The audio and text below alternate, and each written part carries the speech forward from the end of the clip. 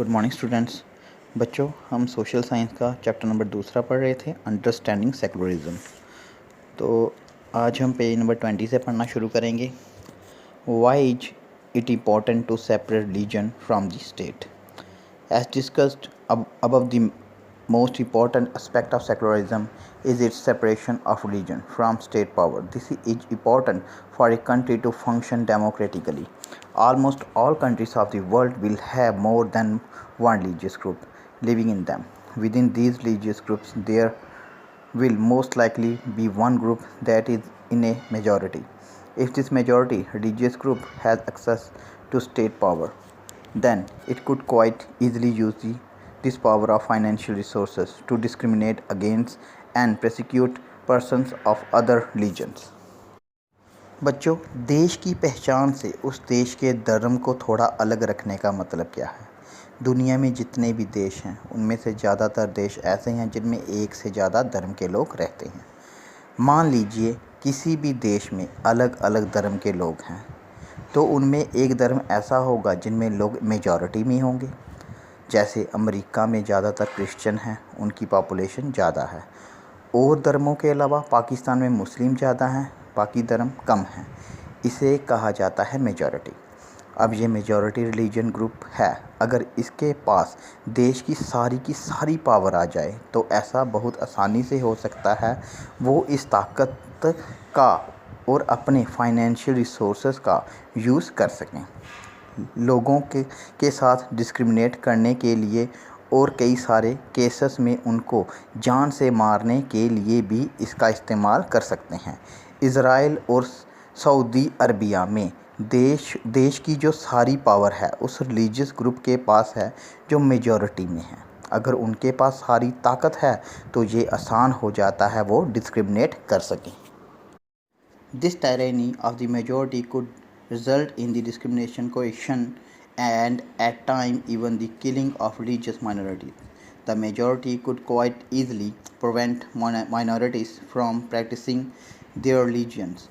Any form of domination based on religion is in violation of the rights that a democratic society guarantees to each and every citizen irrespective of their religion. Therefore, the tyranny of the majority and the violation of fundamental rights that can result is one reason why it is important to separate the state and religion in democratic societies. जो majority है किसी भी देश के धर्म के लोगों की, टायरेनी का मतलब होता है उत्पीड़ना, बहुत ज़्यादा एक्सप्लॉयटेशन। मेजॉरिटी की जो टायरेनी है इससे बहुत ज़्यादा डिस्क्रिमिनेशन हो सकता है, और जो माइनॉरिटी के लोग हैं उनको जान से भी मारा जा सकता है।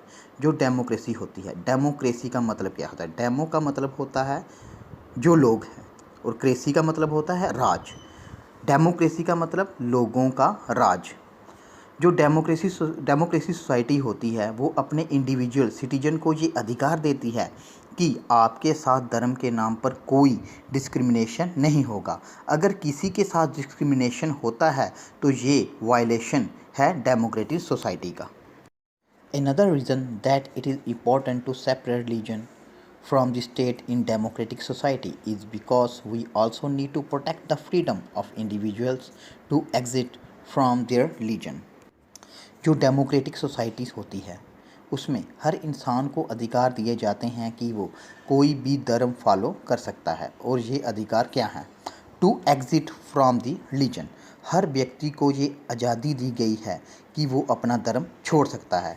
दूसरा है एम्ब्रेस अनदर रिलीजन, वो अपना धर्म छोड़ के कोई और धर्म अपना सकता है। Have the freedom to interpret religious teaching differently. To understand this point better, let us take the practice of untouchability. You might feel that you dislike this practice within Hinduism and therefore you want to try and reform in the hands of those Hindus who support untouchability.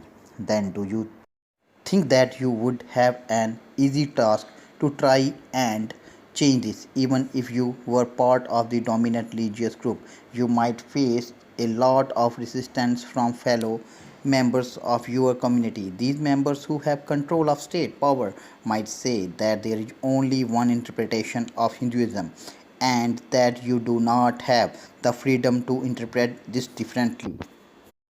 लोगों को आज़ादी दी गई है कि वो अपने धर्म में कही हुई तमाम बातों में अलग अलग बात का अलग अलग मतलब निकाल सकते हैं। उनको अगर कोई बात माननी है तो मान सकते हैं, अगर कोई बात नहीं माननी तो नहीं मान सकते हैं। इस चीज़ की पूरी आज़ादी है।